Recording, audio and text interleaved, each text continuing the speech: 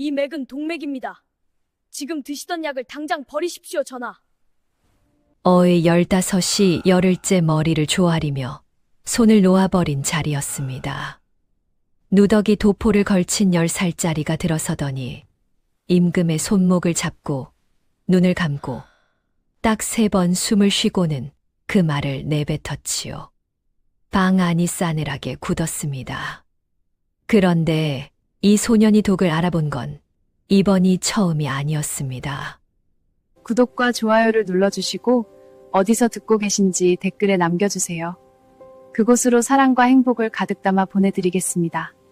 자, 그럼 오늘도 감동적인 옛날 이야기 지금 바로 시작합니다. 옛날 옛적 한양에서 사흘 거리 떨어진 청계 고을에 10살짜리 사내아이가 하나 살았습니다. 이름은 강도준이었지요. 아이는 이상한 버릇이 있었습니다. 길을 걸을 때 항상 코를 살짝 벌름거렸지요. 어른들은 코가 이상한 아이라 했습니다. 그러나 실은 냄새를 잊는 것이었지요. 저 집 아궁이 연기 냄새가 평소와 다르면 안에 아픈 사람이 있다는 것을 알아챘습니다. 우물 냄새가 달라지면 사흘 안에 고을에 배탈이 돈다는 것도 알았지요. 시장 어물전 앞을 지나면 생선이 오늘 잡힌 것인지 사흘 묵은 것인지도 알 수 있었습니다. 어물전 주인은 그걸 알고 도준이 지나가기 전에 자리를 피했지요. 그 능력이 어디서 왔느냐 하면 박옥분 할머니에게서였습니다. 산 위쪽 외딴 집에 혼자 사는 옥분 할머니는 마을 사람들에게 그냥 산속 약초꾼 노인이었습니다. 허리가 굽고 나무 껍질처럼 주름진 손을 가진 노인이었지요. 그러나 젊은 시절 한양 내의원에서 의녀로 30년을 일했다는 것, 그리고 그 시절 손꼽히는 독초 전문가였다는 것을 아는 사람은 없었습니다. 도준이 3살 때부터 옥분 할머니는 아이에게 냄새를 가르쳤지요. 하루에 약초 3가지씩 눈을 가리고 코로만 마치는 것이었습니다. 틀리면 다시, 또 틀리면 다시였지요. 그러나 도준은 좀처럼 틀리지 않았습니다. 10가지를 나란히 놓고 뒤에서 하나씩 내밀어도 도준은 7살에 이미 10개를 다 마쳤지요. 옥분 할머니는 그날 아무 말 없이 고개를 돌렸습니다. 그러나 돌린 얼굴 위로 슬그머니 뭔가가 스쳤지요. 강현명이 살아있을 때도 그랬습니다. 강현명은 아들이 약초 냄새 맡히게 하는 걸 보면 늘 웃었지요. 도준이 코가 나보다 낫겠구나. 그러면 옥분 할머니가 대꾸했습니다. 당연하지. 내가 가르쳤으니까.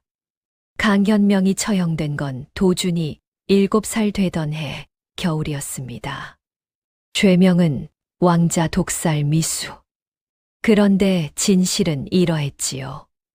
어린 왕자는 태어날 때부터 심장이 좋지 않았습니다. 왕실은 그 사실을 철저히 숨겼지요.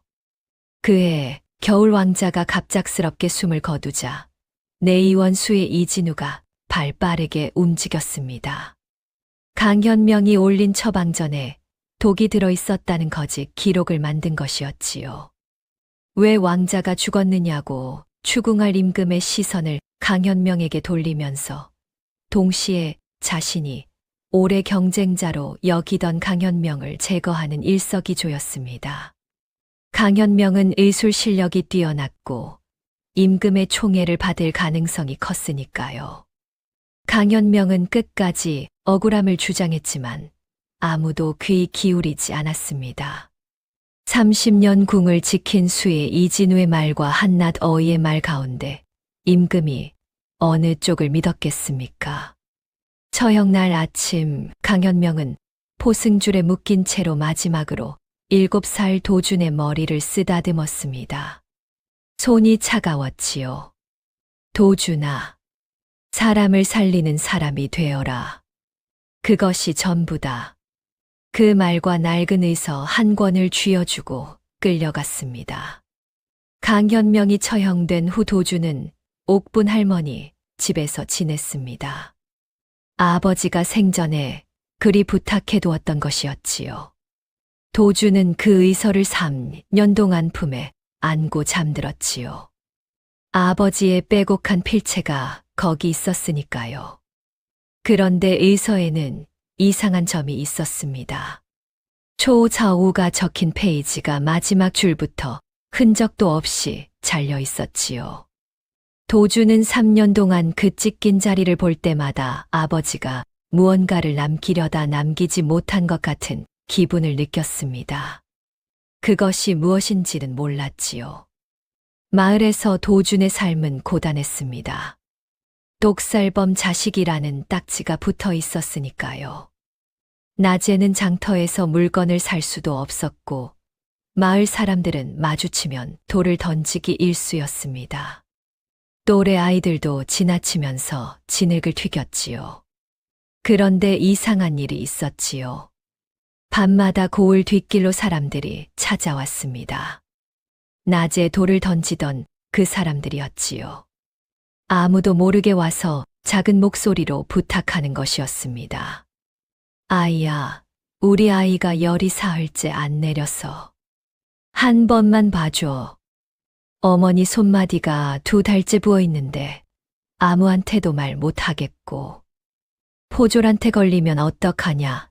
제발 아무 말도 하지 마라. 도주는 낮에 자신에게 돌을 던진 사람이어도 묻지도 따지지도 않고 맥을 짚었습니다. 약초 꾸러미를 꺼내 들었지요. 받는 것은 없었습니다. 어차피 주는 사람도 없었으니까요. 어느 날 밤은 조금 달랐습니다. 웬 낯선 사내가 옥분 할머니 집 문을 급하게 두드렸지요. 도준이 문을 열자 사내가 말했습니다. 내가 강현명 어의 아들이냐? 예. 우리 마을 이장이 독버섯을 먹었다. 가서 봐줄 수 있겠느냐? 도준이 보자기를 챙겨 따라갔습니다. 이웃 마을이었지요. 이장이 누워서 구토를 하고 있었습니다. 얼굴이 파랗게 변해 있었지요. 도준이 이장의 손목을 잡았습니다. 어떤 버섯을 드셨습니까? 모른다. 산에서 따온 거라.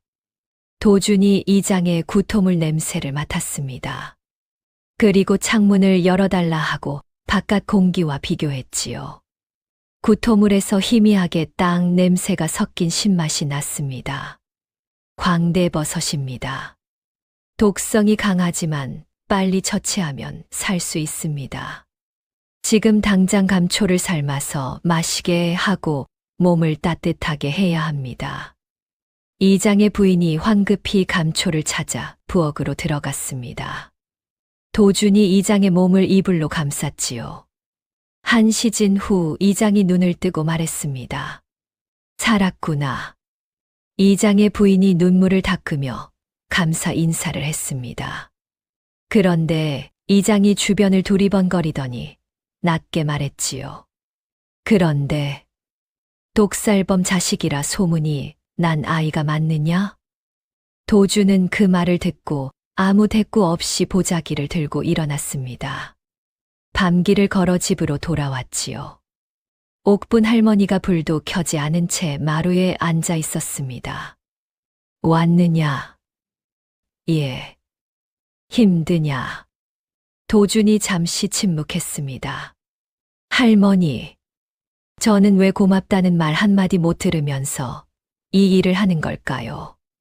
옥분 할머니가 별을 보며 말했지요. 의술은 사람을 살리는 것이 전부가 아니니라. 진실을 살리는 것도 의술이다. 도주는 그 말의 뜻을 그날 밤에는 다 알지 못했습니다. 다만 아버지가 마지막에 남긴 말과 어딘가 닮아 있다는 것만 느꼈지요. 사람을 살리는 사람이 되어라. 그것이 전부다. 도주는 그날도 의서를 품에 안고 잠들었습니다. 고을 훈장 박서방이 쓰러진 날이었지요. 봄 소풍에 갔다 온 뒤로 갑자기 몸이 굳어가는 것이었습니다. 팔다리에 힘이 빠지고 말이 어눌해지고 눈꺼풀이 내려왔지요. 마을 사람들이 발발 떠는 것이었습니다. 역병이다, 귀신이 들렸다, 전생업보다 온갖 말이 쏟아졌지요. 도준이 그 소식을 듣고 찾아갔습니다. 방에 들어서자마자 도준의 코가 뭔가를 잡았지요. 창문을 닫아둔 방 안에서 흙냄새와 단맛이 섞인 냄새가 났습니다. 도준이 박서방 주변을 살피다가 구석에서 나물 한 줌을 발견했지요. 소풍에서 뜯어온 것이었습니다. 이 나물을 드셨습니까? 박서방 부인이 고개를 끄덕였습니다. 맛있어 보인다고 드시겠다 해서. 도준이 나물 하나를 손가락으로 비볐습니다. 그리고 냄새를 맡았지요. 투구꽃입니다. 부인이 눈이 동그래졌습니다. 투구꽃이 뭐예요? 초라고도 하지요. 보라색 꽃이 투구 모양이라 투구꽃이라 부릅니다. 독성이 강해서 소량만 먹어도 이렇게 됩니다. 그러나 빨리 처치하면 살 수 있습니다. 도준이 해독에 쓸 약초를 다리기 시작했습니다. 한 시즌 뒤 박서방이 손가락을 움직이기 시작했지요. 이튿날 아침에는 앉을 수 있었습니다. 박서방이 도준의 손을 잡았습니다. 고맙다. 독살범 자식이라는 말을 내가 제일 많이 했는데. 도준이 손을 뺐습니다. 그리고 말했지요. 앞으로 산에서 보라색 꽃이 달린 나물은 절대 뜯지 마십시오. 예쁜 꽃일수록 조심해야 합니다. 그날 집으로 돌아오는 길에 도준은 멈추었습니다. 아버지 의서에서 가장 많이 메모가 달린 약초였지요. 찢긴 페이지 바로 앞에 초가 있었습니다. 도준은 그 약초의 냄새를 이제 몸으로 알았지요. 단맛, 흙냄새, 차가움. 이 냄새를 어디선가 다시 맡게 된다면 잊지 않을 것이었습니다. 그때는 몰랐지요. 그 냄새를 한양궁 안에서 맡게 될 줄은요. 박서방 사건 이후로 도준의 이름은 마을에서 조금씩 퍼져나갔습니다. 도준에게는 또 하나의 비밀이 있었습니다. 마을 아이들이 아는 것이지요. 어두운 밤, 냇가 돌다리 아래에 도준이 자주 앉아 있었습니다. 아이들이 소름 끼친다고 피했지만 도준은 이유가 있었지요. 냇물 소리가 일정하게 날 때와 불규칙하게 날 때를 구분하는 연습이었습니다. 옥분 할머니가 시킨 것이었지요. 맥을 짚을 때 고요함을 유지하는 법을 익히는 훈련이라 했습니다. 어느 날 밤 그 돌다리 아래에서 도준이 익숙하지 않은 냄새를 맡았습니다. 맞은편 둑에서 흘러오는 것이었지요. 쇠 냄새와 마른 풀 냄새가 섞인 것이었습니다. 도준이 그쪽으로 걸어갔지요. 풀숲에 사람이 쓰러져 있었습니다. 나이 든 남자였지요. 옷이 갈갈이 찢겨 있었고 얼굴에 피가 말라붙어 있었습니다. 강도를 당한 것이었지요. 도준이 맥을 짚었습니다. 약했지만 살아 있었지요. 그 남자가 깨어나는데 이틀이 걸렸습니다. 옥분 할머니 집에서였지요. 눈을 뜬 남자가 말했습니다. 나는 한양포도청 포졸이요. 도적을 쫓다 당했소. 도준이 물었습니다. 어디서 오셨습니까? 한양에서. 그런데 이 고을 아이야, 너 혹시 강현명어의 아들 아니냐? 강어의 아들이 이 고을에 산다는 말을 들었소. 도준이 멈추었습니다. 무슨 일로 찾으십니까? 아니, 딱히 그렇진 않고. 한양에서 그 아이 소문이 났거든. 죽어가는 사람을 살려낸다고. 내가 직접 확인한 셈이군. 포졸이 손을 내밀었습니다. 고맙소, 아이야. 도준이 그 손을 잡았습니다. 포졸이 떠나기 전날 밤 화롯가에서 말을 이었지요. 한양 내의원 이야기가 하나 있소. 요즘 수에 이진우라는 자가 있는데 30년을 그 자리에 있는 사람이요. 그 자가 강현명 어의 아들이 청계 고을에 있다는 것을 알고 있다는 말을 들었소. 조심하는 것이 좋을 것이요. 한양에서 소문이 났다고 했지요. 한양에서 소문이 났다면 이진우도 알고 있을 것이었습니다. 도주는 그 생각을 마음 한쪽에 조용히 접어두었지요. 포졸이 깨어나 돌아간 이튿날 밤이었습니다. 옥분 할머니가 도준에게 불쑥 물었지요. 포졸이 한양에서 왔다 했지. 예. 한양 내의원 이야기를 하더냐. 도준이 고개를 갸웃거렸습니다. 했습니다. 지금 내의원 수희가 30년을 일했다는 소리를 했지요. 이진우라는 사람이라고요. 옥분 할머니의 손이 멈추었습니다. 화롯가에서 약초를 다듬던 손이었지요. 아주 잠깐이었습니다. 그러나 도주는 그것을 보았지요. 할머니, 이진우를 아십니까? 모른다. 짧은 대답이었습니다. 그런데 그 대답이 너무 빨랐지요. 도주는 맥을 짚을 때 배운 것이 있었습니다. 사람의 몸은 거짓말을 해도 손이 먼저 멈춘다는 것이었지요. 도주는 더 묻지 않았습니다. 할머니가 말하지 않는 것은 이유가 있어서였으니까요.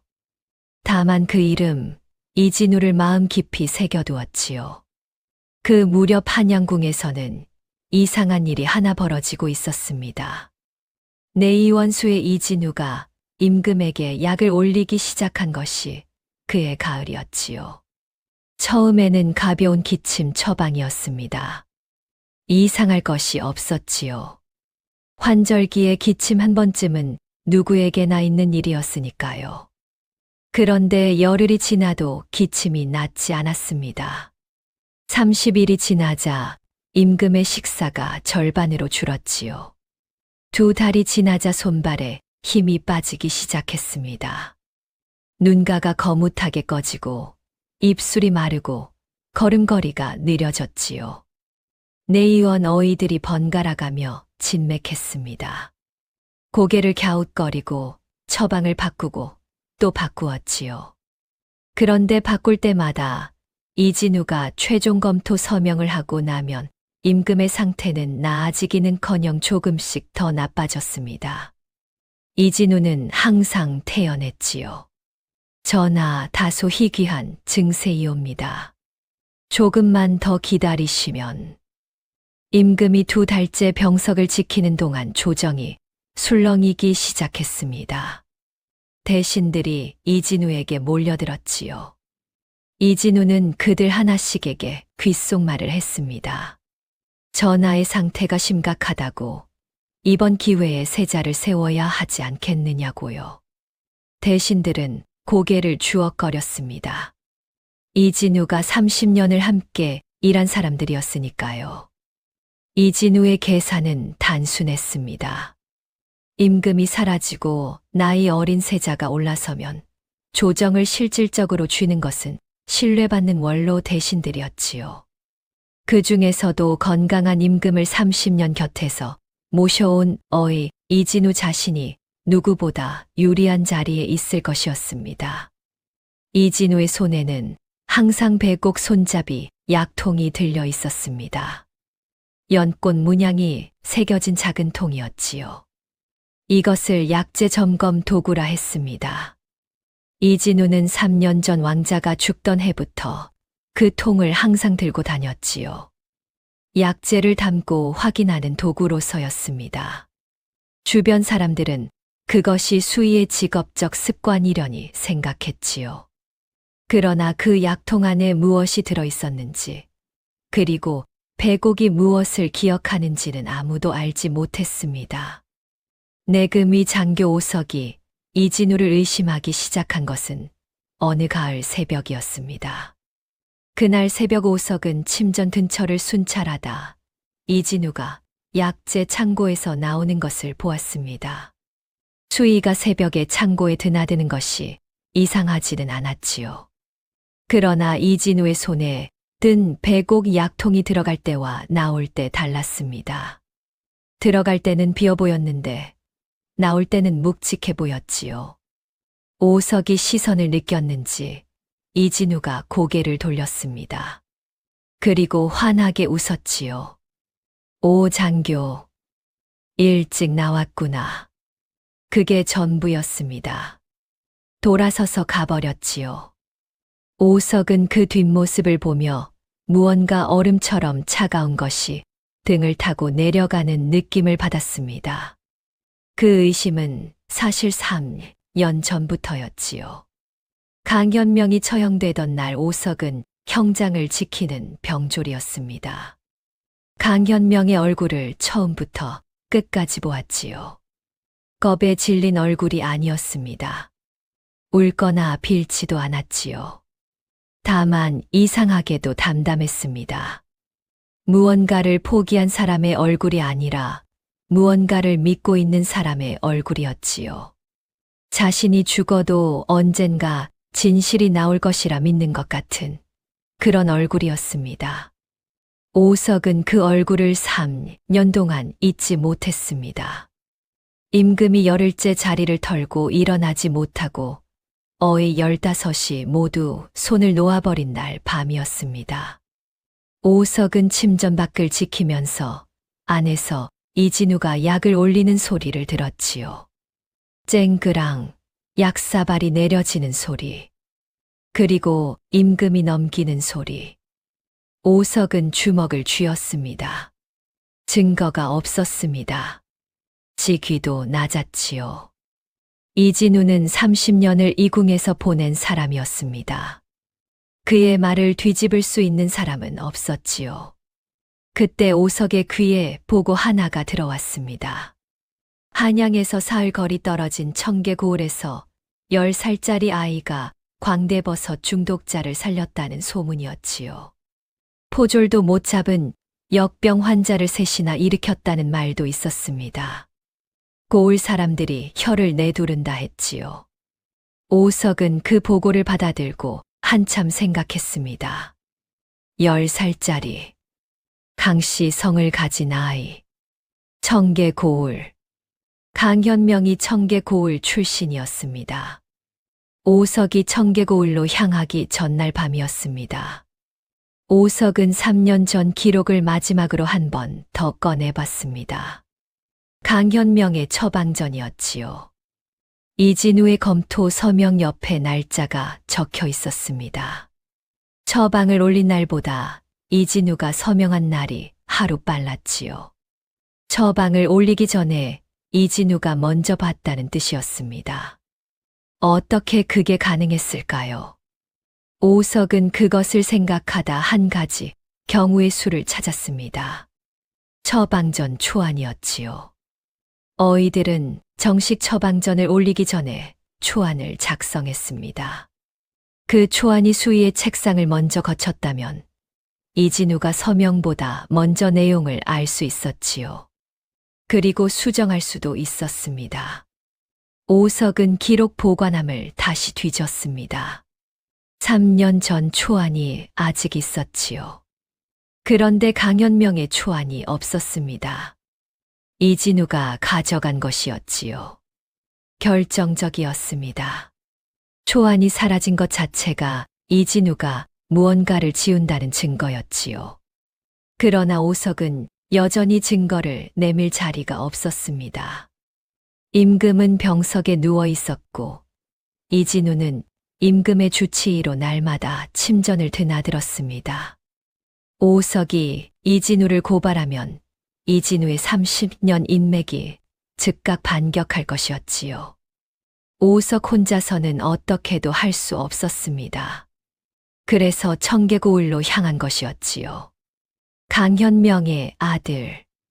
오석은 그날 밤 청계고을로 가기로 결심했습니다. 무모하다는 것을 알면서도 시간이 없었지요. 임금의 상태가 이대로라면 머지않아 돌이킬 수 없는 일이 벌어질 것이었으니까요. 사흘을 달려 청계 고을 어귀에 도착한 오석은 먼저 주막에서 소문을 확인했습니다. 강현명어의 아들이요. 도준이? 어이구, 낮에는 돌 맞고 밤에는 몰래들 찾아가지요. 참으로 딱한 아이인데. 주막 주인이 팔을 걷어붙이며 말을 이었지요. 그 아이 손이 아버지를 빼닮았다 하더라고요. 약초 보는 눈이 귀신 같다고. 오석이 산 위 외딴집을 찾아갔습니다. 해가 넘어가는 시간이었지요. 마당에서 약초를 다듬던 작은 아이가 고개를 들었습니다. 오석이 그 자리에 멈추었습니다. 아이가 손에 들고 있는 것 때문이었지요. 낡은 의서였습니다. 표지에 번진 글씨. 강현명 의서. 사람을 살리는 것이 본분이다. 3년 전 형장의 그 얼굴이 눈앞에 펼쳐졌습니다. 오석이 천천히 무릎을 꿇었습니다. 전하를 살려다오. 부탁한다. 이진우가 임금에게 독을 쓰기로 결심한 데에는 좀 더 복잡한 배경이 있었습니다. 3년 전 왕자가 선천성 심장병으로 죽은 후 이진우는 강현명을 제거하는 데 성공했습니다. 그러나 그것으로 끝이 아니었지요. 조정에서 세자 책봉 문제가 불거지면서 이진우는 새로운 기회를 포착했습니다. 나이 어린 세자가 즉위하면 수렴청정을 할 대비가 필요했고 그 주변에 자신이 있어야 했지요. 임금이 건재한 한 그 그림은 불가능했습니다. 이진우는 인내심 있는 사람이었습니다. 초호를 처음 쓴 것은 그해 가을 초입이었지요. 양을 조금씩 늘려가는 방식이었습니다. 너무 빠르게 쓰면 의심을 받으니까요. 달이 바뀌도록 조금씩 서서히 진행했지요. 어이들이 진맥해도 원인을 못 찾는 이유는 간단했습니다. 초호를 내의원에서 처방에 쓴다는 것은 알지만 이렇게 정제된 고농도 초호를 소량씩 장기 투여하는 방식은 처음 겪는 것이었으니까요. 이진우에게 딱 하나 불안한 점이 있었습니다. 강현명 때문이었지요. 강현명은 처형되기 직전 뭔가를 옥분 할머니에게 전달했습니다. 이진우는 그것을 3년 동안 찾으려 했지요. 그러나 옥분 할머니는 청계 고을 산속에 조용히 숨어 살았고 단서를 내비치지 않았습니다. 이진우는 사람을 보내 청계 고을을 주시했지요. 그 과정에서 강현명의 아들이 그곳에 살고 있다는 것도 알았습니다. 그래서 오석이 청계 고을을 향해 떠났다는 보고를 받았을 때 이진우의 얼굴에서 웃음이 잠깐 흔들렸지요. 아주 잠깐이었습니다. 그러나 그 잠깐을 본 내관이 있었지요. 오석이 도준을 데리고 궁으로 들어오던 날 아침, 이진우는 이미 준비를 마쳤습니다. 10살짜리 아이가 무슨 증거를 가져오겠느냐고 스스로에게 말했지요. 그러나 창고에서 만들어둔 두 번째 독약을 미리 챙겼습니다. 혹시 모를 상황에 대비해서였지요. 오석이 10살짜리 아이를 어의 15 앞으로 내세우는 것을 보며 이진우는 코웃음을 쳤습니다. 그러나 그 아이가 임금의 손목을 잡고 3번 숨을 쉬고는 동맥이라는 두 글자를 내뱉는 순간 이진우의 배 안에서 뭔가가 차갑게 굳었지요. 아비를 닮았구나. 강현명의 의술이 아들에게 전해졌다면 강현명이 알던 것도 전해졌을 수 있었습니다. 찢긴 페이지가 그 아이에게 있을 수도 있었지요. 아니면 최소한 이 아이의 코가 이진우의 배곡 약통에서 무언가를 찾아낼 수 있을 것이었습니다. 오석이 말에 올라타기 직전이었습니다. 마지막으로 침전 앞을 한 번 더 돌았지요. 임금의 상태를 확인하고 싶어서였습니다. 침전 밖에서 안을 살피는데 안에서 낮은 목소리가 들렸습니다. 내시들이 물러나 있는 시간이었지요. 임금이 혼자 무언가를 말하고 있었습니다. 오석이 귀를 기울였습니다. 무슨 말인지 잘 들리지 않았지요. 가까이 가려다 멈추었습니다. 그리고 한 단어가 들렸지요. 강현명. 오석이 굳었습니다. 임금이 병석에서 혼자 그 이름을 말하고 있었지요.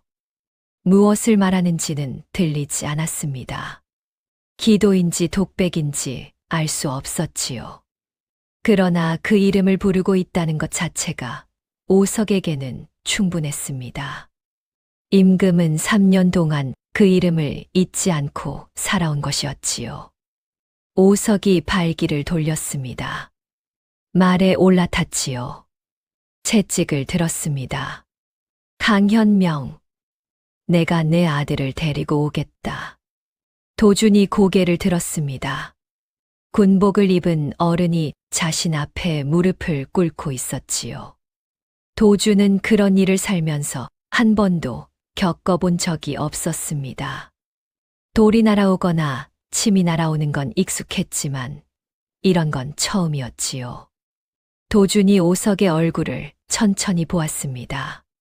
간절한 눈이었습니다. 거짓말을 꾸미는 눈이 아니었지요. 일어나십시오. 오석이 일어났습니다. 그리고 말했지요. 임금이 열흘째 병석에 누워 있다는 것, 어이들이 모두 손을 놓았다는 것, 이진우가 수상하다는 것. 도주는 말없이 들었습니다. 그러다 딱 한 가지를 물었지요. 이진우. 그 사람 항상 배곡통을 들고 다닙니까? 오석이 눈썹을 치켜 올렸습니다. 어떻게 알았느냐? 아버지 의서에 초 페이지가 있습니다.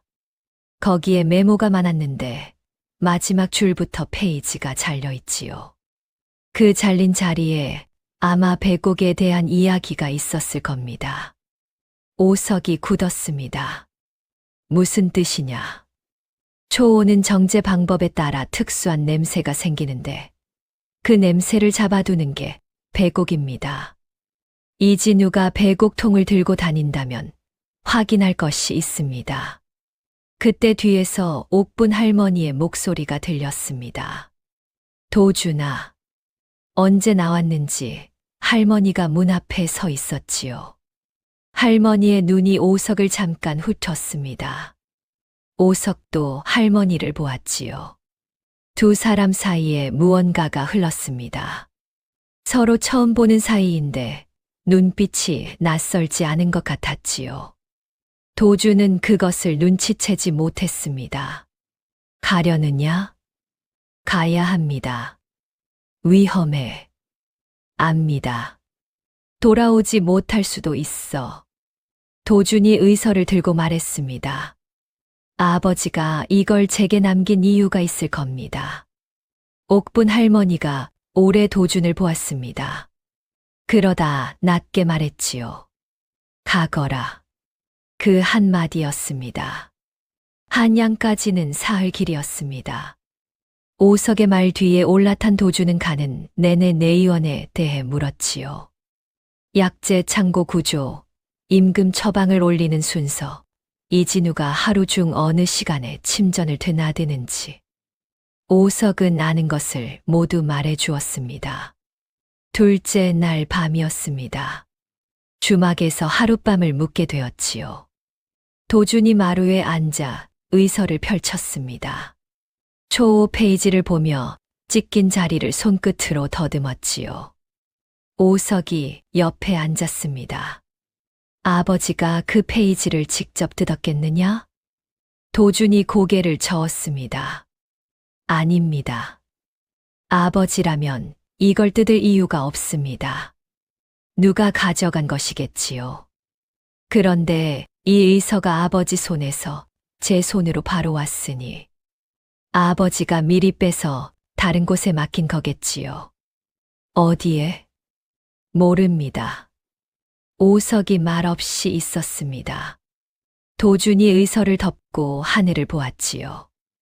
오, 어르신.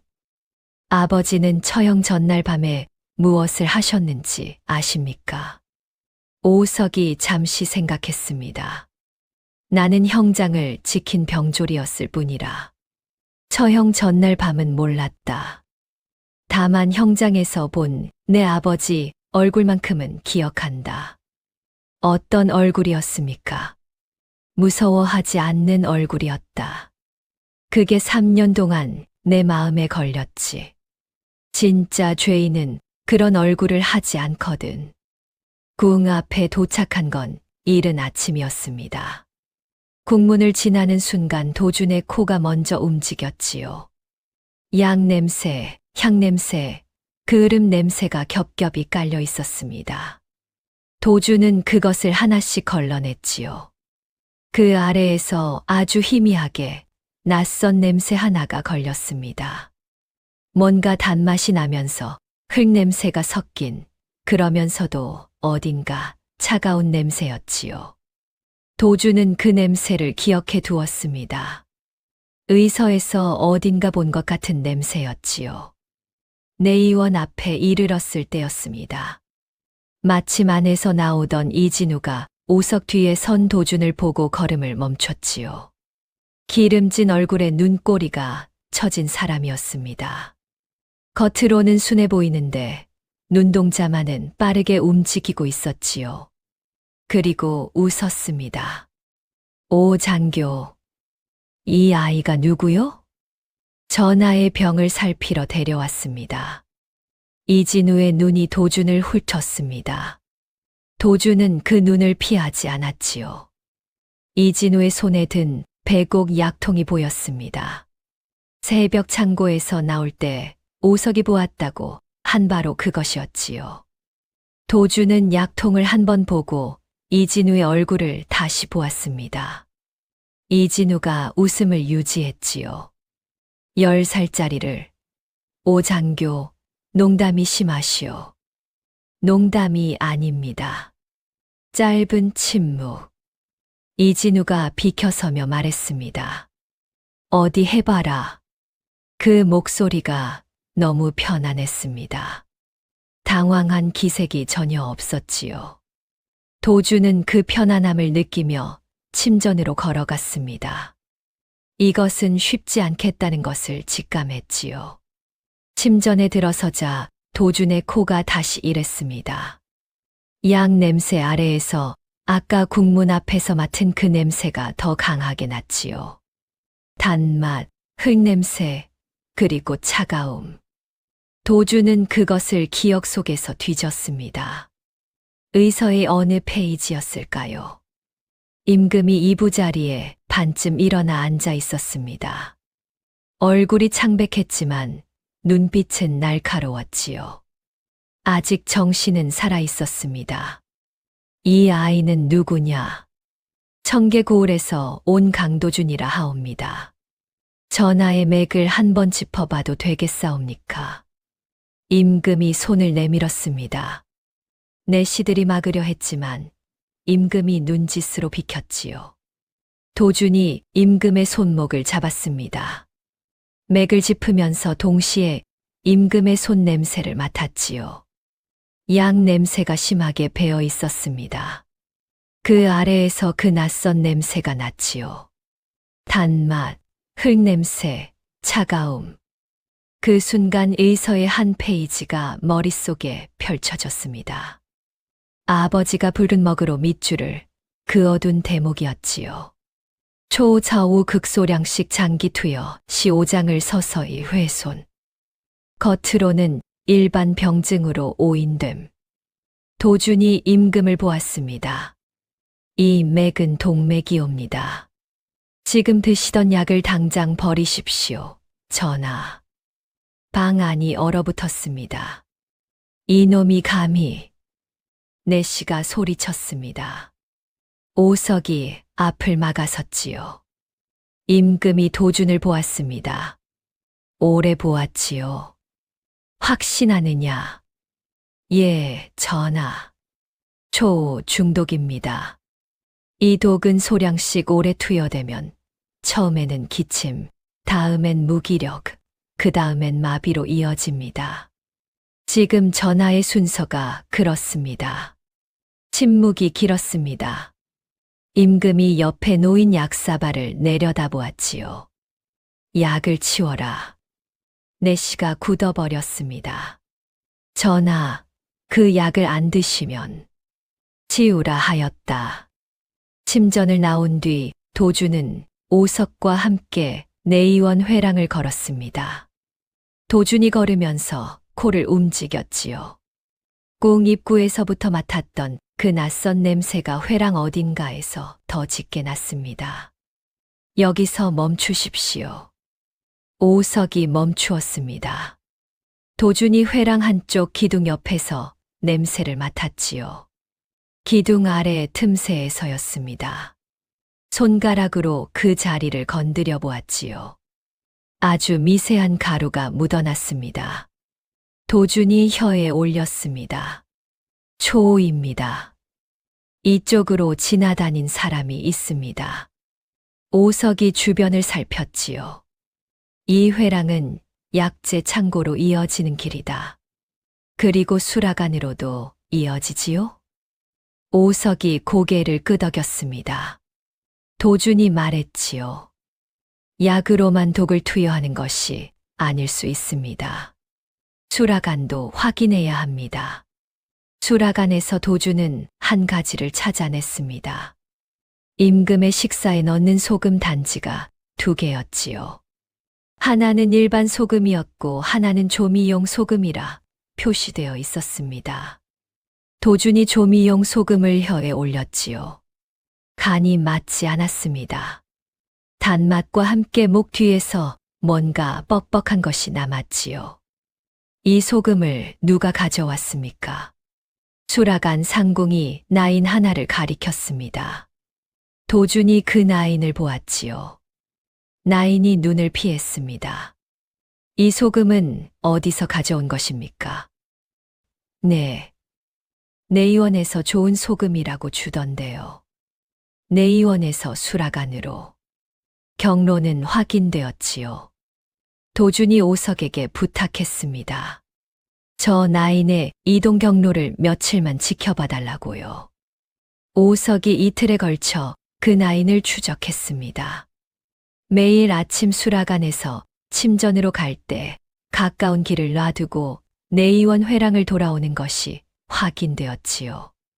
회랑에서 내의원 창고 담당 내관과 마주칠 때마다 손에서 손으로 작은 것이 건네졌습니다.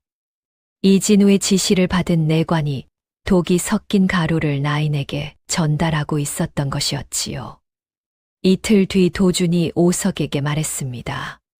지금 파악한 독 경로가 2곳입니다. 약과 소금이지요. 그런데 이진우가 이 2곳만 쓸 것 같지는 않습니다.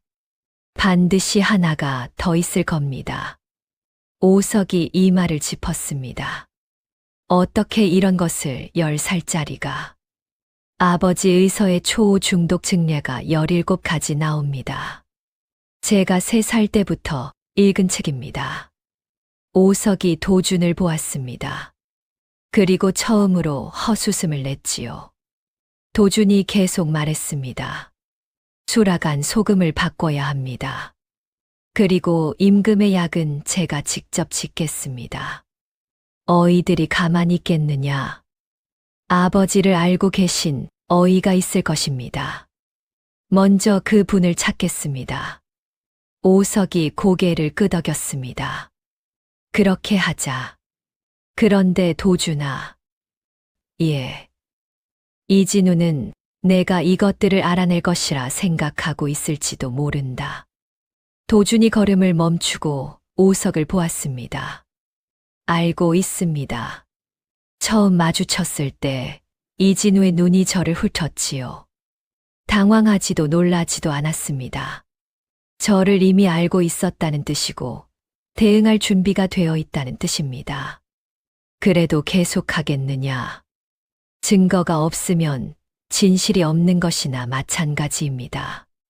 계속해야지요. 이진우가 도준을 처음 보던 그 순간을 오석은 기억했습니다. 이진우가 어디 해봐라고 말했을 때 그 목소리에 여유가 있었지요. 그런데 도준이 임금의 손목을 잡고 동맥이라고 말하는 순간 이진우의 몸에서 아주 미세하게 무언가가 변했습니다. 오른쪽 엄지손가락이 안으로 꺾이는 것이었지요. 말로 설명하기 어려운 신호였습니다. 그러나 오석은 오랫동안 궁중에서 사람의 몸짓을 읽어온 사람이었지요. 이진우는 알고 있었습니다. 이 아이가 자신을 위협할 수 있다는 것을요. 오석은 그날 밤 도준에게 그 이야기를 했습니다. 이진우의 오른손 엄지를 봐라. 거짓말할 때나 당황할 때 꺾인다. 도준이 고개를 끄덕였지요. 그게 맥이군요. 오석이 눈썹을 올렸습니다. 맥. 사람의 몸이 말하는 것이지요. 말이 아니라 몸으로 진실을 말하는 것입니다. 아버지 책에서 읽었습니다. 맥을 짚을 때 손가락뿐 아니라 환자의 몸 전체를 봐야 한다고요. 긴장하면 어깨가 올라가고 두려우면 복부가 수축되고 숨길 때는 호흡이 얕아진다고요. 그걸 10살짜리가 읽는다는 것이냐? 읽으려고 합니다. 아직 못 읽는 것이 더 많지만요. 오석이 피식 웃었습니다. 이 아이와 대화하다 보면 이따금 웃음이 나왔지요. 10살짜리가 맞는 것이 맞나 싶은 순간이 자꾸 생겼습니다. 이튿날 아침이었습니다.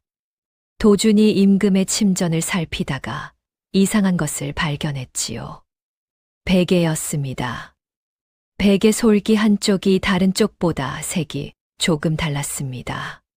실 색깔이 거의 같지만 아주 미세하게 달랐지요. 최근에 새로 꿰맨 것이었습니다. 도준이 그 부분 냄새를 맡았지요. 약초 냄새가 배어 있었습니다. 그런데 일반 약초가 아니었습니다. 얇고 날카로운 냄새였지요. 피부에 직접 닿으면 서서히 스며드는 종류의 독초였습니다. 내시가 의아한 얼굴로 보았지요. 왜 베개를? 이 베개를 지금 당장 바꿔주십시오. 베개가 뭐가? 바꿔주십시오. 내시가 뒷짐을 지고 물러섰다가 결국 베개를 교체했습니다. 도준이 기존 베개를 들고 나왔지요. 오석에게 보여주었습니다.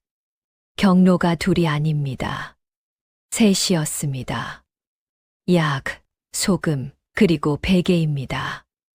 이진우는 막힐 때를 대비해 항상 여러 경로를 준비해 두는 사람입니다.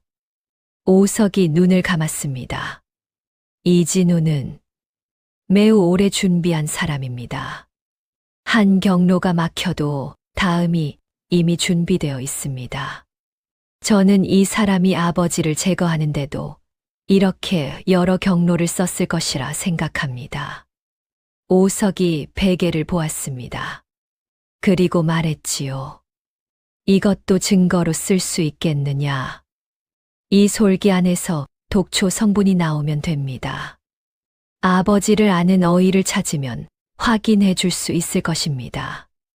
약이 치워지는 것을 보고 이진우가 침전으로 들어왔습니다. 웃고 있었지요.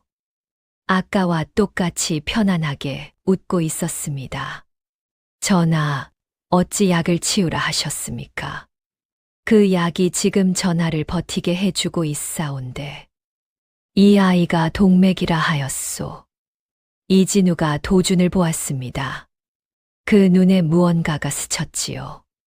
처음 봤을 때와는 다른 것이었습니다. 처음에는 귀찮다는 눈이었는데 지금은 달랐지요.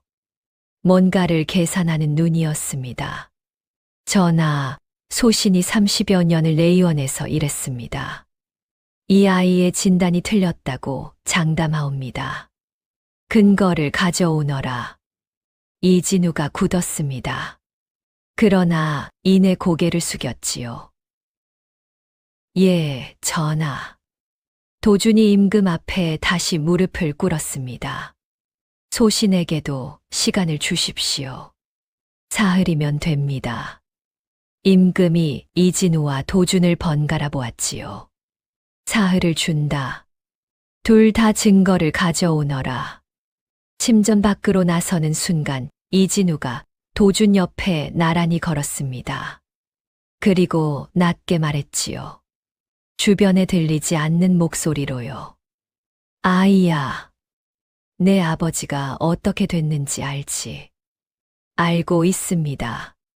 잘 알고 돌아가거라. 청계고을이 참 먼 곳이더구나.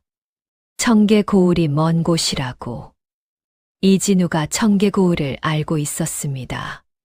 도준이 멈추었지요. 이진우는 이미 복도를 돌아가고 있었습니다. 오석이 낮게 말했습니다. 무슨 뜻이냐? 이진우가 청계고을을 알고 있습니다. 저를 미리 알고 있었다는 뜻입니다. 오석의 눈이 좁아졌습니다. 오석이 도준에게 내의원 별채 구석방을 내주었습니다.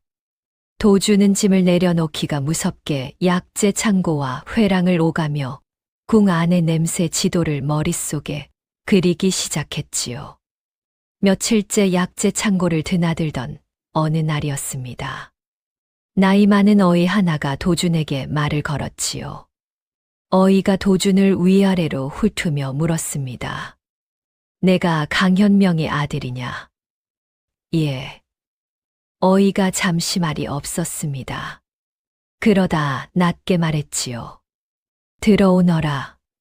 창고 안으로 들어가서 어이가 말했습니다. 나는 강현명과 같은 시절 내의원에서 일했다. 처방 검토를 같이 했지. 그 사람 초 쓰는 것을 나는 한 번도 본 적이 없다. 그 사람은 초를 경계하는 의원이었어. 효과가 강한 만큼 조금만 틀려도 독이 된다며 쓰지 않는다 했지. 도준이 고개를 들었습니다. 그걸 아시면서 3년 전에 왜 말하지 못했다. 증거가 없었으니까. 어이가 도준을 보았지요. 그때 내 아버지 처방 전에 이진우 서명이 있었다. 검토 확인 서명이었지. 그 서명이 있으면 처방을 이진우가 미리 봤다는 뜻이야. 바꿀 수도 있었다는 뜻이지. 나는 그것이 내내 마음에 걸렸다. 도준이 가슴이 두근거렸습니다. 이 어이가 3년 전부터 이진우를 의심하고 있었던 것이었지요. 어이 어르신, 초를 배곡 용기에 담았을 때 냄새가 어떻게 됩니까? 어이가 눈을 가늘게 했습니다. 그걸 어떻게 알고 있느냐? 아버지 의서에 초 페이지가 있는데 마지막 줄이 잘려 있습니다. 거기에 그 이야기가 있을 것 같습니다. 어이가 한참 도준을 보았습니다. 그리고 말했지요. 초를 고농도로 정제하면 특유의 냄새가 생긴다. 그런데 그 냄새는 배곡에 강하게 흡착된다. 다른 용기에는 거의 안 남지만 배곡만은 예외야. 이것은 내의원에서도 아는 사람이 많지 않아. 그 냄새를 지금 이진우 약통에서 맡을 수 있겠습니까? 어이가 천천히 고개를 끄덕였습니다. 내 코가 아직 살아있다면. 임금에게 처음으로 도준이 지은 약이 올라간 날 밤, 이진우는 잠을 자지 않았습니다. 서재에 앉아 생각했지요. 이 아이는 예상보다 빠르게 움직이고 있었습니다. 수라간 소금 경로가 막혔고, 약 경로도 이제 막혔지요. 침구 경로도 그 아이가 알아채고 베개를 바꿔버렸습니다. 세 경로를 모두 막은 셈이었지요. 이진우는 그날 밤 담당 내관을 다시 불렀습니다. 바꿔버린 베개 대신 이번에는 다른 방법을 쓰기로 했지요. 새독 가루를 내관편에 수라간으로 보내기로 했습니다. 이번에는 더 빠른 합성물이었지요. 봉지 하나에 담으면 냄새도 거의 없었습니다. 그리고 다음날 이진우는 조정에서 아무렇지 않게 웃으며 대신들과 이야기를 나눴습니다. 마치 아무 일도 없는 것처럼요. 한편 나이 많은 어인은 도준과 함께 약을 다리면서 이야기를 이어갔습니다. 도준이 물었지요. 이진우가 창고에 혼자 드나들던 것 3년 전부터 아셨습니까? 어이가 대답하지 않았습니다. 잠시 후 말했지요. 알았다. 그러나 증거가 없었어. 왜 오석 어르신께 말씀 안 하셨습니까? 나는 어이다. 내의원 안일을 밖에 알리는 것은 내의원 전체를 흔드는 일이야. 그리고 솔직히 말하면 무서웠다. 이진우는 30년을 이 자리에 있는 사람이야. 내가 말했다가 잘못되면 나도 강현명처럼 될 수 있었지. 도준이 약탕관을 보며 말했습니다. 그래서 아무 말도 못하고 3년을 지내셨군요. 어이가 고개를 숙였습니다. 그랬다. 그런데 너를 보니 내 아비가 생각났다. 이 아이가 여기 있는 동안에는 내가 해줄 수 있는 것을 해야겠다고 생각했어. 도준이 말했습니다. 백옥 약통 냄새를 맡아주실 수 있겠습니까? 결정적인 순간에요. 그 냄새가 난다면? 날 겁니다. 궁 곳곳에서 제가 맡은 초호 냄새가 전부 그 약통에서 나온 것이지요. 어르신 코가 그것을 증언해 주시면 저 혼자 말하는 것과 다릅니다. 어이가 약탕관을 바라보다 말했습니다. 알겠다. 그 순간이 오면 나도 같이 서겠다. 그 약속이 이루어지게 된 것은 그로부터 며칠 뒤 형조에서였습니다. 그리고 그 사이에 이진우는 새 독 경로를 준비하면서 동시에 증인 3명을 만들었지요. 이진우의 계산은 조금씩 바뀌고 있었습니다. 이 아이가 예상보다 빠르게 궁 안에서 자리를 잡아가고 있었지요. 그날 저녁 늦은 시간이었습니다. 도준이 구석방에서 의서를 읽고 있을 때 문 밖에서 작은 소리가 들렸지요. 문이 조심스럽게 열렸습니다. 내관 하나였습니다. 이진우 곁에서 일하는 내관이었지요. 이진우가 약재 창고에 드나들 때 항상 따라다니는 자였습니다.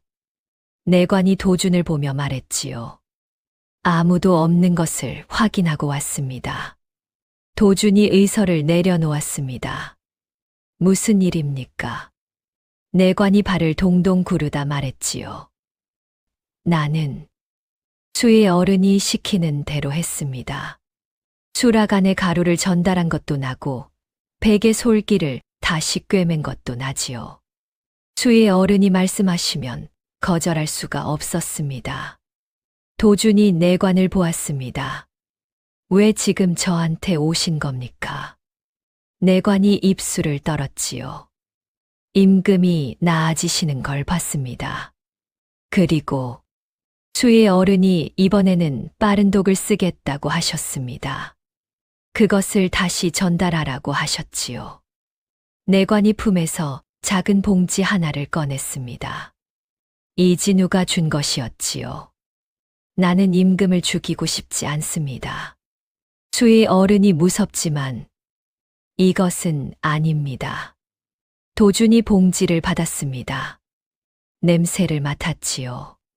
강한 독이었습니다. 초호보다 훨씬 빠른 것이었지요. 어르신이 이것을 전달하지 않으면 이진우에게 어떻게 됩니까? 무슨 일이 생길지 모르지요. 그래도 때가 오면 임금 앞에서 이것을 직접 말할 수 있겠습니까? 내관이 한참 침묵했습니다. 그리고 고개를 끄덕였지요. 봉지는 제가 갖고 있겠습니다. 때가 오면 내가 직접 임금께 올리겠습니다. 도준이 봉지를 내관에게 돌려주었습니다. 그 끄덕임이 아주 작았지만 도준은 그것이 결코 작은 것이 아님을 알았지요. 임금의 약을 도준이 직접 짓기 시작한 것은 셋째 날 아침이었습니다. 내의원 어이들이 반발했지요. 10살짜리가 전하의 약을 짓다니 말이 되느냐고요. 도주는 그 말을 듣고 어이들 앞에 섰습니다. 어르신들이 지금 전하께 올리는 처방이 무엇입니까? 한 어이가 대답했습니다. 황기, 백출, 당귀로 기력을 보하는 처방이요. 황기를 먼저 다리십니까? 백출을 먼저 다리십니까? 동시에 다리지요. 그것이 잘못되었습니다. 황기는 먼저 단독으로 30분을 다려야 유효 성분이 나옵니다. 지금 방식으로는 황기 효능의 절반도 나오지 않습니다. 어이들이 서로 눈을 마주쳤지요. 도준이 이어서 말했습니다. 초호 중독 상태에서는 소화 기능이 떨어집니다. 기력을 보하기 전에 먼저 오장의 독 배출을 도와야 하지요. 황기보다는 갈근과 결명자를 먼저 써야 합니다. 어이들이 굳어 있었습니다. 그때 나이 많은 어이가 앞으로 나섰지요. 이 아이 말이 맞소. 내가 보겠소. 결국 도준이 약을 짓게 되었습니다. 이틀을 그렇게 지냈지요. 그리고 나흘째 되던 날 아침 임금에게서 보고가 왔습니다. 어젯밤 처음으로 밥 한 그릇을 다 드셨다고요.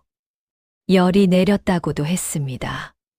손발에 조금씩 힘이 돌아오고 있다고요. 도준이 임금을 직접 뵈러 갔습니다. 사흘 약속이 하루 지난 나흘째였습니다. 이번에는 맥을 짚지 않았지요. 임금의 눈빛을 보았습니다. 사흘 전과 달랐지요. 살아있는 눈이었습니다. 임금이 말했습니다. 강현명의 아들이라 했지. 예, 전하. 도준이 무릎을 꿇었습니다. 전하.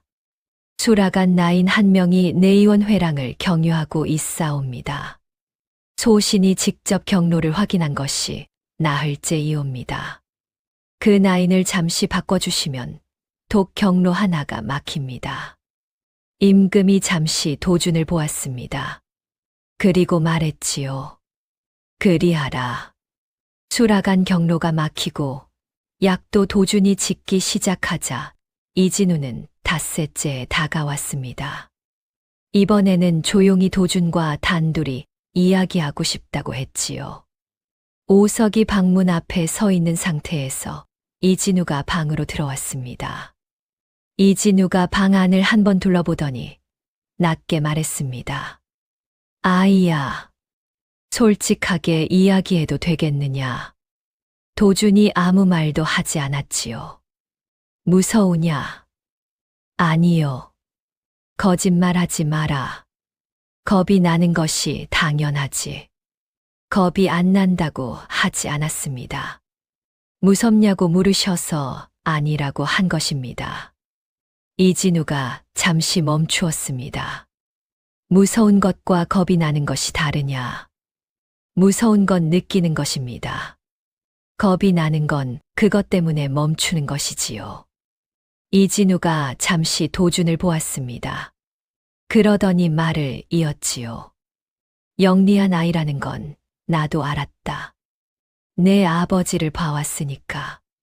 그런데 이 궁에서 내가 어떤 사람인지 이제 좀 알겠느냐? 압니다. 그러면 이 길을 계속하는 것이 어떤 결과를 낳을지도 알겠구나. 압니다. 이진우가 웃었습니다. 그래도 하겠느냐? 도준이 이진우를 보았습니다. 어르신은 왜 아버지를 죽였습니까? 이진우의 웃음이 잠깐 멈췄습니다. 그러다 다시 돌아왔지요. 그건 죽인 게 아니라 제거한 것이다. 나를 뛰어넘을 사람을 미리 치운 것이지. 이 궁에서 살아남으려면 그렇게 해야 해. 내 아버지도 살아남으려 했다면 나처럼 했을 것이야. 도준이 말했습니다. 아닙니다. 왜? 아버지는 살아남는 것보다 옳은 것을 더 중요하게 여기는 사람이었습니다. 이진우가 도준을 한참 보았습니다. 그리고 일어서며 말했지요. 그래서 아버지가 죽었다. 이진우가 나갔습니다. 도주는 그 뒷모습을 보았습니다. 이진우가 다가온 것은 회유였지요. 그 회유가 실패했으니 이제 다른 수를 쓸 것이었습니다. 임금이 나흘 만에 밥을 한 그릇 다 드셨다는 소식이 퍼지자 내의원이 술렁였습니다.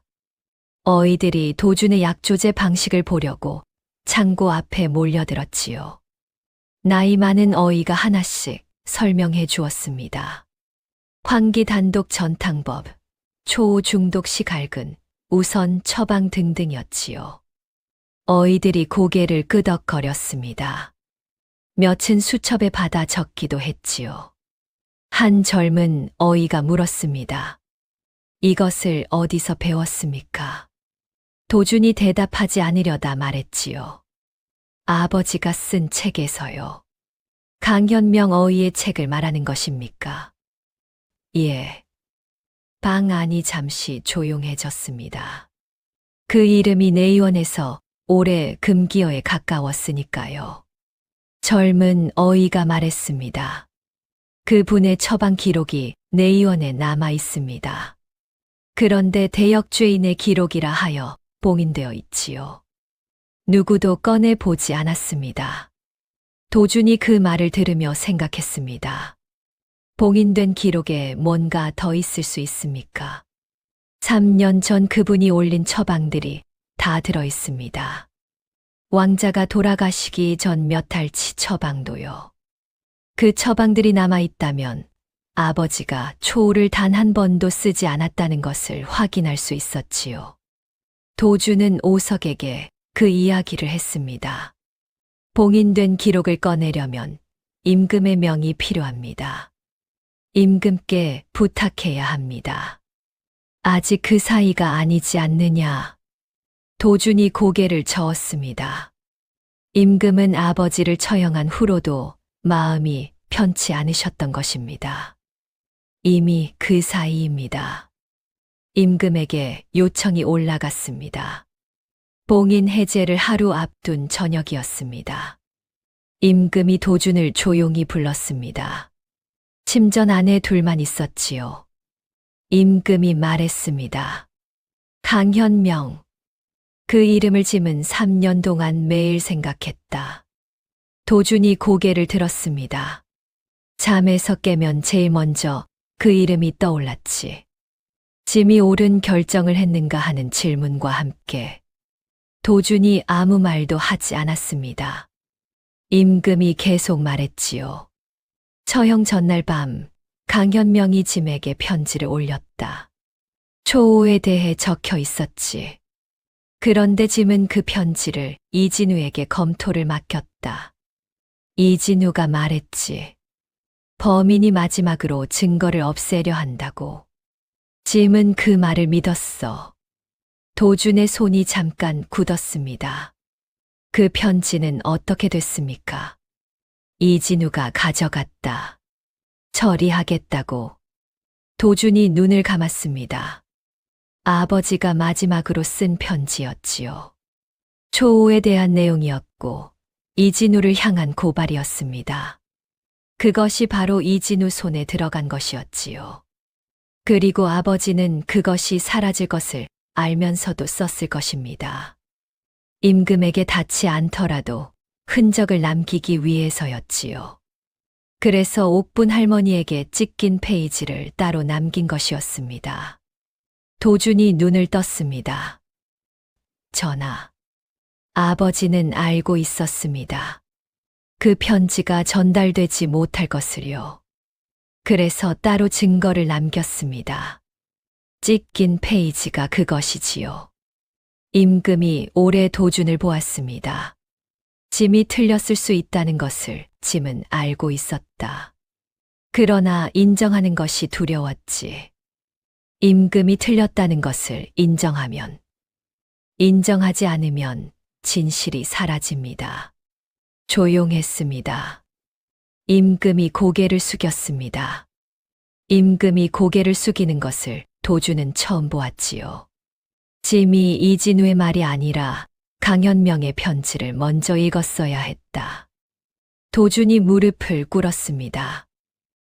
전하, 지금 진실을 보고 계십니다. 그것으로 충분합니다. 이튿날 봉인이 해제되었지요. 3년 전 강현명의 처방 기록 전체였습니다. 도준이 그것을 밤새 읽었습니다. 예상대로였습니다. 강현명의 처방에는 초호가 한 번도 없었지요. 한 번도. 도준이 말했던 대로 아버지는 초호를 경계하는 어이였습니다. 단 한 줄도 초호가 없는 3년치 처방 기록이었지요. 이것도 증거였습니다. 그런데 처방 기록을 읽다가 도준이 한 곳에서 손을 멈췄습니다. 아버지의 필체로 기록된 처방 하나에 작은 메모가 달려 있었지요. 처방 기록지 모서리에 가는 붓으로 쓴 것이었습니다. 공식 기록이 아니라 아버지가 개인적으로 써넣은 것이었지요. 이 처방은 이진우의 검토 이전과 이후가 다르다. 딱 한 줄이었습니다. 도준이 해당 처방전을 꼼꼼히 살폈습니다. 처방 내용은 같았지요. 그런데 약재 용량이 미세하게 달랐습니다. 수량 뒤에 붙는 단위 표시가 바뀌어 있었지요. 전체한이 양량으로 10배의 차이였습니다. 이진우의 검토 서명 전 초안과 최종 처방전을 비교하면 알 수 있을 일이었지만 초안은 이미 사라진 뒤였지요. 그러나 아버지는 알아챘습니다. 그리고 이 기록 모서리에 그것을 남겨두었지요. 이진우는 처방을 직접 바꾸지 않았습니다. 다만 단위 하나를 슬쩍 고쳤지요. 그것만으로도 약이 독이 될 수 있었습니다. 도준이 그 처방 기록지를 따로 빼두었습니다. 찍힌 페이지와 함께 이것이 형조에서 마지막 패가 될 수 있었지요. 오석에게도 부탁 하나를 덧붙였습니다. 청계 고을 옥분 할머니에게 먼저 소식을 알리는 파바를 보내달라는 것이었지요. 내용은 짧았습니다. 이진우라는 이름과 초와 배곡 약통, 그 세 단어만 적었습니다. 할머니라면 무슨 뜻인지 알아볼 것이었지요. 할머니를 직접 한양으로 모셔오는 파발은 따로 또 보내야 했습니다. 도준이 그 기록 묶음을 가슴에 안고 잠들었습니다. 이진우는 그 기록 봉인이 해제되었다는 것을 다음 날 아침에 알았지요. 그날 이진우가 조정에 상소를 올렸습니다. 강현명의 아들 강도준이 약재 창고에서 초호를 무단으로 다뤘으며 이것은 3년 전 아버지가 왕자를 독살하려 했던 것과 같은 패턴이라는 내용이었지요. 증인이 셋 나왔습니다. 창고지기 하인, 수라간 나인, 내관 하나였지요. 셋 모두 이진우가 돈과 협박으로 사들인 사람들이었습니다. 도준이 감금되었습니다. 오석이 보직 해임 통보를 받았지요. 임금은 이 소식을 들었지만 이진우가 내시들에게 말했지요. 전하는 충분히 쉬셔야 한다고요. 그날 밤 이진우는 다시 배곡 약통을 꺼내 들었습니다. 이번에는 빠른 것이었지요. 구석방은 창 하나 없는 방이었습니다. 도준이 등불 아래 앉아 의서를 펼쳤습니다. 초 페이지였지요. 아버지의 붉은 목 밑줄이 흐릿하게 남아 있었습니다. 이진우가 회유를 시도했다는 것은 그가 아직 여유가 있다는 뜻이었습니다. 그리고 그 여유가 무너진 지금 도준을 아버지처럼 대역죄인으로 만드는 쪽으로 옮겨간 것이었지요. 증인 셋, 감금, 오석 해임 이진우는 사흘 만에 판을 뒤집었습니다. 도준이 생각했지요. 지금 임금은 다시 이진우의 약을 받아들이고 있을 것이었습니다. 이번에는 빠른 독을 쓸 것이었지요. 그리고 내일 아침 형조에서 자신의 죄를 물을 것이었습니다. 아버지도 이 자리에 있었겠구나. 도준은 그 생각을 하며 의서를 덮었습니다. 처음으로 두려운 것이 무엇인지 알 것 같았지요. 죽음이 아니었습니다. 진실이 이 방 안에서 같이 갇혀버리는 것이 두려웠습니다. 그때 문이 조용히 열렸습니다. 오석이었지요. 평복 차림이었습니다. 군복을 벗은 것이었지요. 해임 통보를 받고도 궁에서 나가지 않은 것이었습니다. 편지가 왔다. 오석이 손에 편지를 들고 있었지요. 그리고 그 안에 다른 종이가 접혀 있었습니다. 도준이 편지를 받아들었지요. 옥분 할머니의 필체였습니다. 도준이 안에 든 종이를 펼쳤습니다. 그 순간 손이 멎었지요. 아버지의 필체였습니다. 찢긴 페이지였습니다. 3년 동안 없었던 바로 그 페이지였지요. 오석이 낮게 말했습니다. 내일 아침 형조에서 내 죄를 묻는다. 내 아버지 때처럼. 도주는 그 말을 들으면서 페이지를 읽었습니다. 초를 배곡 용기에 담으면 독냄새가 흡착된다. 이 냄새는 쉽게 지워지지 않는다. 초 독살범을 찾으려면 배곡 용기를 쓴 사람을 찾아라. 계속 사용한다면 그 손에서도 냄새가 난다. 이진우의 배곡 약통을 확인하라. 박옥분 의녀가 왕자마마 돌아가시던 날 밤 그의 창고 출입을 목격했다.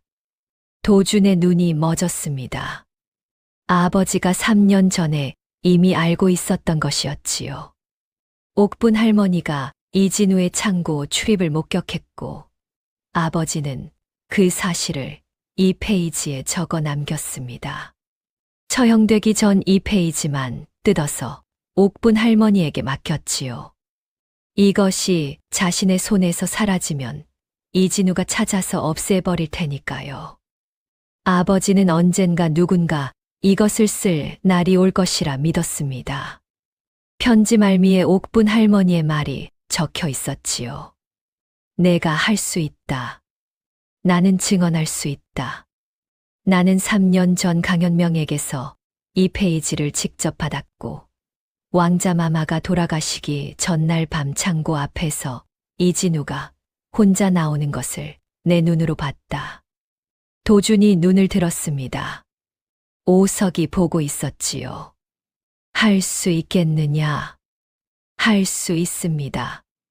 어떻게 할 것이냐? 형조에 가겠습니다. 모든 증거를 임금 앞에서 한꺼번에 내밀어야 합니다.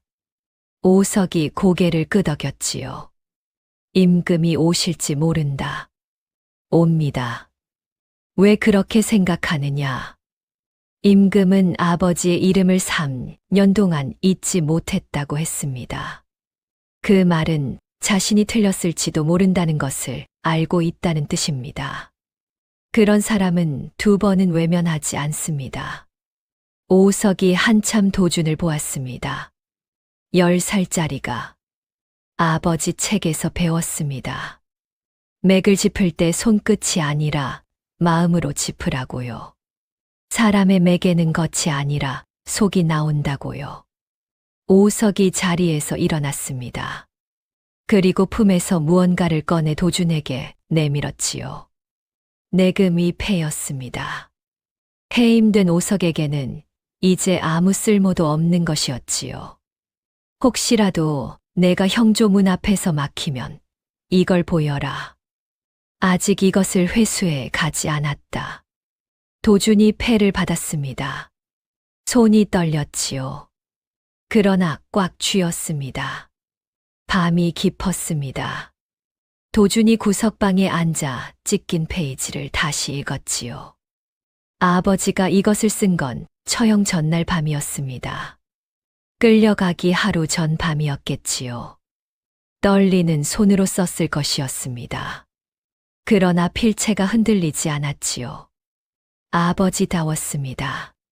페이지를 손끝으로 다시 더듬다가 도준이 멈추었습니다. 맨 아래였습니다. 눈에 잘 띄지 않을 만큼 작은 글씨로 따로 한 줄이 더 있었지요. 도준아, 내가 잊고 있다면 내가 이 자리에 온 것이다. 아버지는 기다렸다. 도준의 눈이 뜨거워졌습니다.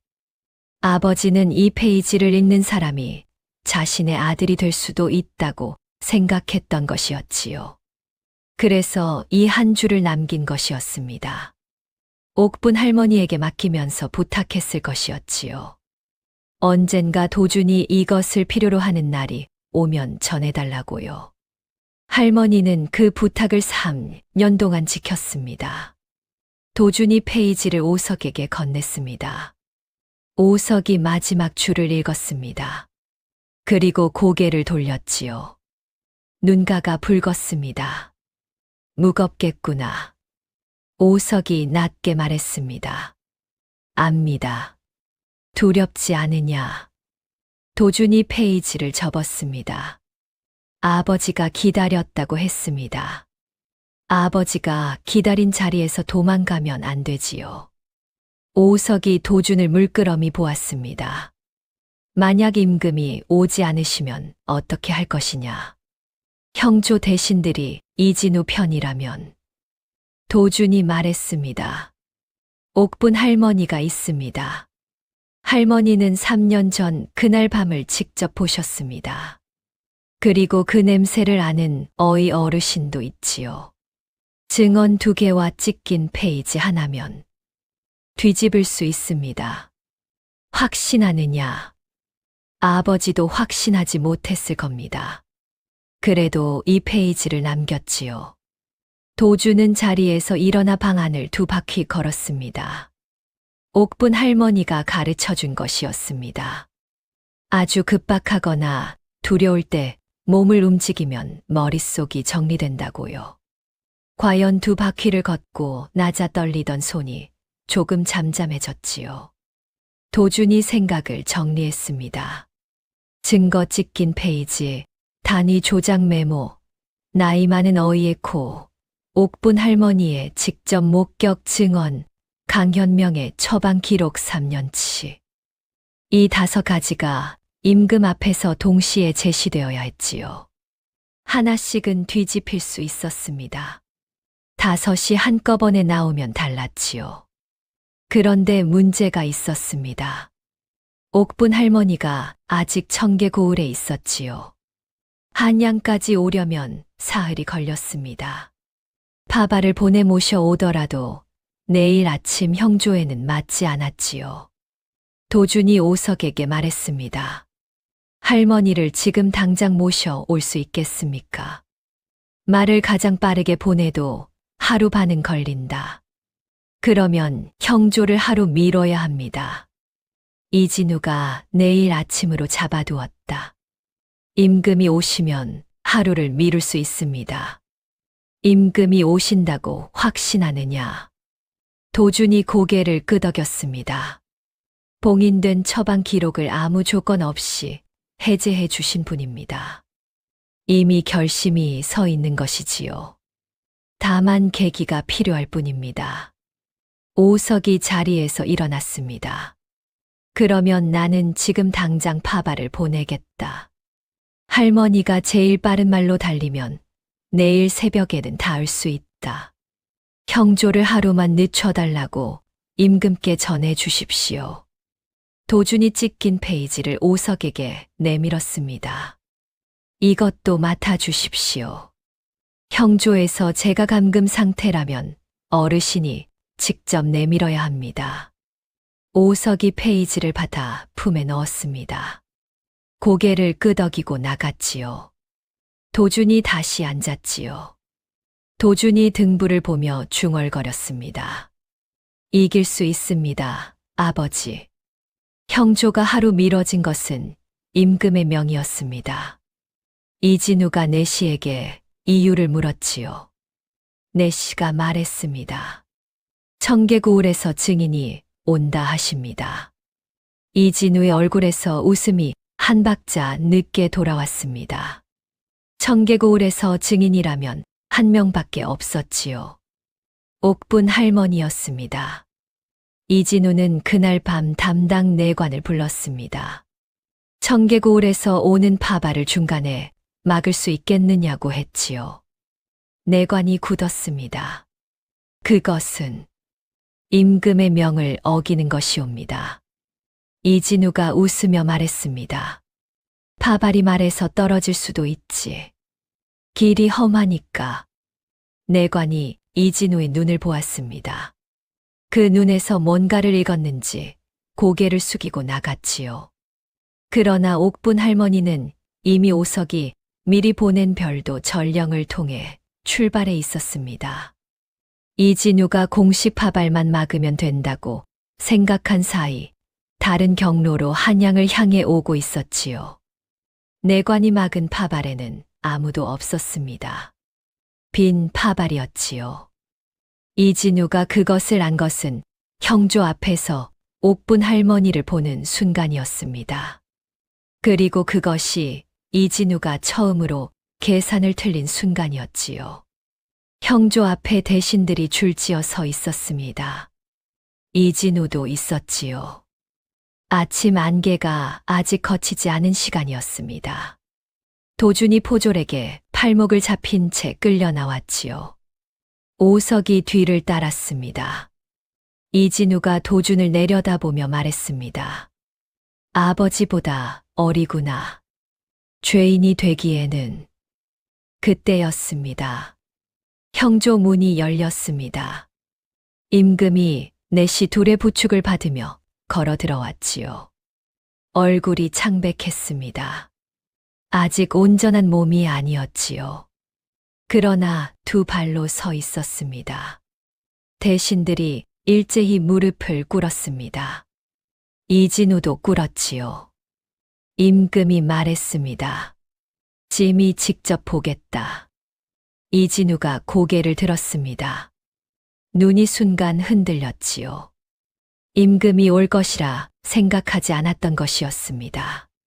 전하, 옥체가 아직 짐이 직접 보겠다 하였소. 임금이 자리에 앉았습니다. 도준이 풀려났지요. 오석이 앞으로 나섰습니다. 전하, 이진우 수의의 배곡 약통과 그의 두 손을 검사하도록 허락해 주십시오.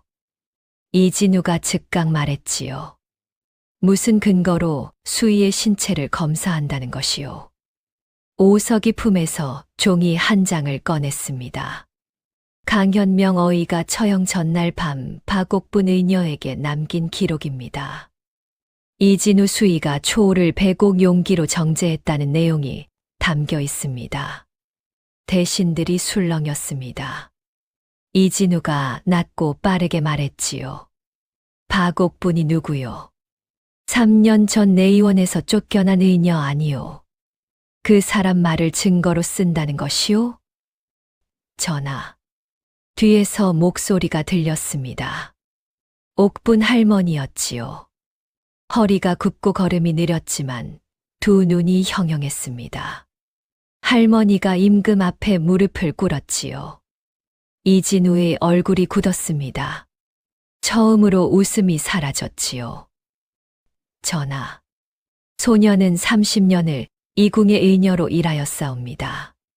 3년 전 왕자마마가 돌아가시기 전날 밤 소녀는 약재 창고 앞에서 이진우가 혼자 나오는 것을 보았사옵니다. 거짓말이오. 이진우가 소리쳤습니다. 그날 밤 소녀는 당직이었사옵니다. 당직 기록이 남아있을 것입니다. 대신 하나가 황급히 내의원 기록을 가져오러 달려갔지요. 잠시 후 돌아왔습니다. 3년 전 그날 밤 당직 명단에 박옥분의 이름이 있었지요. 이진우가 말을 바꿨습니다. 창고에 들어간 것은 맞소. 수의가 창고에 드나드는 것이 왜 죄란 말이오. 그때 도준이 앞으로 나섰습니다. 전하, 이진우 수의의 배곡 약통을 확인하겠습니다. 임금이 이진우를 보았습니다. 약통을 내놓으시오. 이진우가 잠시 멈추었습니다. 그리고 약통을 내밀었지요. 도준이 받아들었습니다. 뚜껑을 열어 안을 살피고 외면을 살피고 손잡이 부분을 코끝에 가져다 대었지요. 방 안이 고요했습니다. 도준이 고개를 들었습니다. 이 약통에서 고농도 정제초오 냄새가 납니다. 이진우가 즉각 말했습니다. 수희가 초오를 다루는 것은 당연한 일 아니요. 당연히 다루셨겠지요. 그러나 일반 처방용 초오와 고농도 정제초오는 냄새가 다릅니다. 처방용은 이 냄새가 나지 않습니다. 이 냄새가 나는 것은 독으로 쓰기 위해 정제한 초오입니다. 이진우가 코웃음을 쳤습니다. 10살짜리 코를 믿겠다는 것이오? 도준이 뒤를 돌아보았습니다. 어이 어르신. 나이 많은 어이가 걸어 나왔습니다. 어이가 약통을 받아들었습니다. 눈을 감고 오래 냄새를 맡았지요. 방 안이 완전히 고요했습니다. 어이가 눈을 떴습니다. 납니다. 이진우의 몸이 굳었습니다. 이제 어르신의 손 냄새를 확인하겠습니다. 도준이 어이의 두 손 냄새를 맡았지요. 냄새가 나지 않습니다. 도준이 이진우를 돌아보았습니다. 이진우 수희의 두 손도 확인하겠습니다. 이진우가 뒤로 물러서려 했습니다. 두 포졸이 양옆을 막았지요. 전하, 이것은 모함이옵니다. 이 아이가 아버지의 복수를. 손을 내놓으시오. 임금의 목소리가 조용했습니다. 그러나 흔들리지 않았지요. 이진우가 두 손을 내밀었습니다. 도준이 천천히 이진우의 손 가까이에 코를 가져갔지요. 납니다. 그 한마디였습니다. 이진우가 손을 획 빼더니 소리쳤습니다. 이 아이가 약통에 미리 무언가를 발랐을 것이요. 증거를 조작한 것이요. 그때 내관 하나가 앞으로 나왔습니다. 이진우 곁에서 일하던 그 내관이었지요. 전하, 소인이 자백하겠습니다. 이진우가 그 내관을 보는 순간 눈이 가늘어졌습니다. 이놈, 입을 닫지 못하겠느냐? 내관이 무릎을 꿇었습니다. 소인이 수의 어른의 명을 받아 수라간 나인에게 독가루를 전달했사옵니다.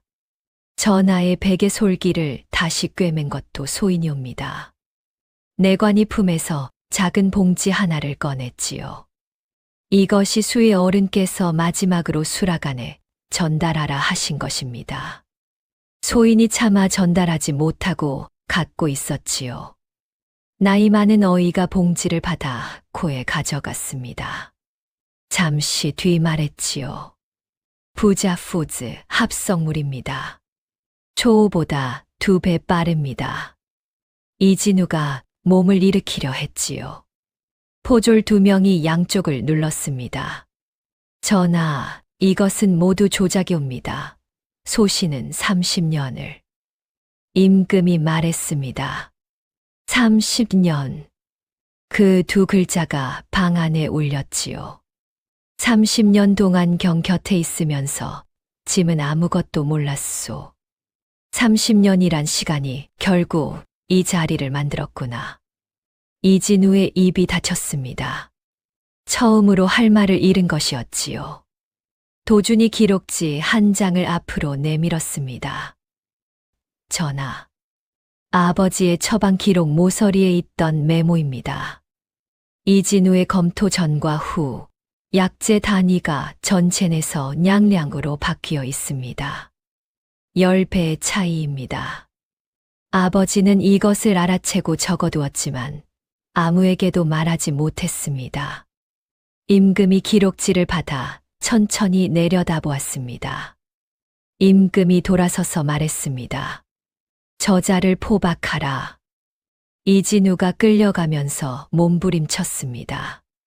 뒤를 돌아보며 도준에게 무언가를 말하려 했지요. 도준은 그 눈을 피하지 않았습니다. 이진우가 끌려가는 것을 끝까지 보았지요. 형조에서 조사가 시작되었습니다. 이진우의 측근들이 사흘 만에 연달아 자백했지요.